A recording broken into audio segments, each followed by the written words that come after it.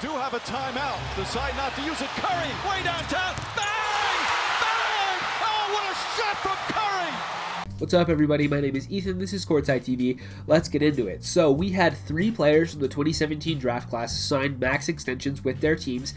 This is the first offseason that players from this draft are eligible to sign extensions on their rookie contracts. Heading into the last year of that rookie deal, you can sign an extension on that deal. So we had 3 players sign it: Donovan Mitchell of the Utah Jazz, Jayson Tatum of the Boston Celtics, and De'Aaron Fox of the Sacramento Kings.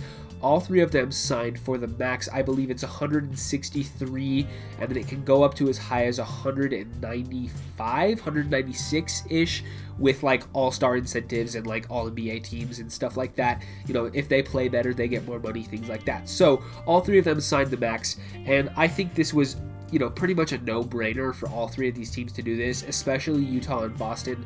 Mitchell and Tatum have been 2 of the best young players we've seen in the league for a long time. Jayson Tatum was absolutely stellar this past year. He had a great month of February. He was on fire after he was selected to the All-Star game, just came out and was totally awesome for the rest of the year, led the Celtics to the conference finals, and he is clearly a star in the making. Jayson Tatum is going to be very good for a long time, and he is absolutely worth that amount of money for the next 5 seasons, locking him up.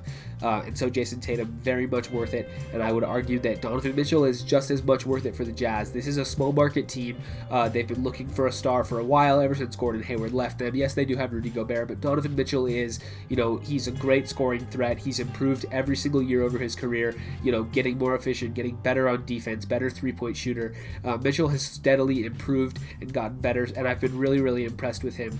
He had a great effort in the first round of that playoff series. Unfortunately, they did blow that 3-1 lead to the Nuggets. Looked like they had him for a minute there, but it was a great effort from the Jazz, and certainly, you know, this team is going to be good as long as Mitchell is there with them, and so he means a lot to the state of Utah. I would know because I lived there. I'm not a Jazz fan, I'm a Warriors guy, but I know just how much Donovan Mitchell means to all of the fans here, and he's just been a great player for them over the past couple of years. So, you know, everybody's happy that he is back and signed his max extension.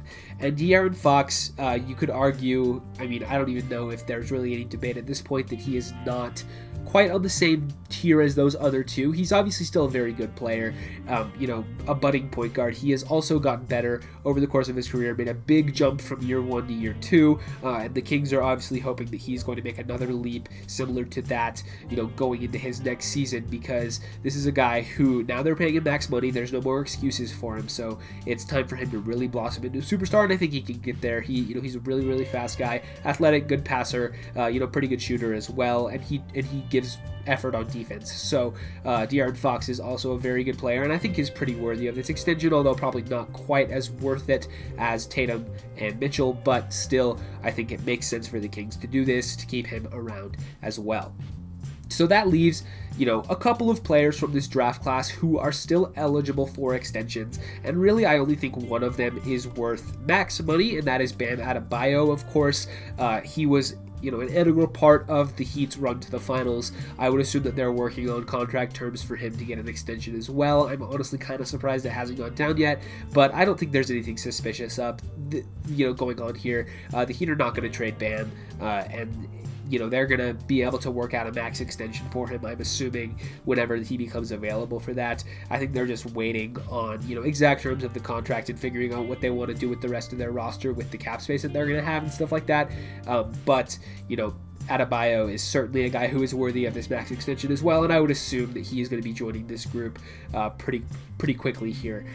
Just for the sake of everyone, I'm recording this on Monday evening, so this is going to go up Tuesday afternoon. If for whatever reason the Bam Adebayo extension happens between now and then, know that, you know, it might. That's pretty much it. So who else from this draft class is potentially extension eligible? I don't think there's anybody else here who is deserving of max money, but there's a few players who, you know, teams might want to lock up, try to work out a deal now for, you know, under the max or a little bit less, so that they can lock these guys up because they are in, you know, the long-term plans of the team. Let's just go through a couple quickly. I have my list here. Markelle Fultz, Lonzo Ball, Jonathan Isaac, Lauri Markkanen, Zach Collins, let's see here, John Collins for the Hawks, OG Anunoby for the Raptors, Kyle Kuzma, Derek White, Josh Hart, maybe Monte Morris, who was picked in the second round.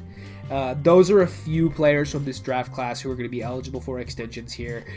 And for a lot of these teams, like I said, none of these guys are really worth max money, but to extend some of these guys, if you want to keep them around for a long term, or potentially some of these we could see, being put into trades if teams don't want to have to pay them long money, if teams want to go into a different direction. Would not be surprised to see the Lakers consider trading Kyle Kuzma. We've seen his name in trade rumors a lot. He hasn't gotten moved so far this offseason, but I don't think the Lakers are quite done building their roster, so potentially we could see a Kuzma move. John Collins for the Hawks, we don't know if he's quite in their long-term plans, especially bringing in Danilo Gallinari. He might be on the outs here. Maybe Lauri Markkanen for the Bulls. Would they have a new regime there in the front office, and he was underwhelming last year? They could consider a move there.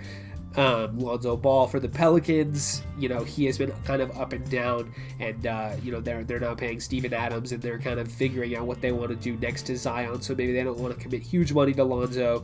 Markelle Fultz for the Magic. He's going to be eligible, first overall pick. He has had a nice resurgence with Orlando, but I mentioned earlier today the idea of trading for Russell Westbrook. Maybe he would be part of the package included in a deal back to Houston, or flip him somewhere else if you do end up getting Russ or another point guard. That might make a little bit of sense. So that's 2017 draft class is all extension eligible now, and I would expect that we see a couple more extensions go down within the next month or so before the season starts.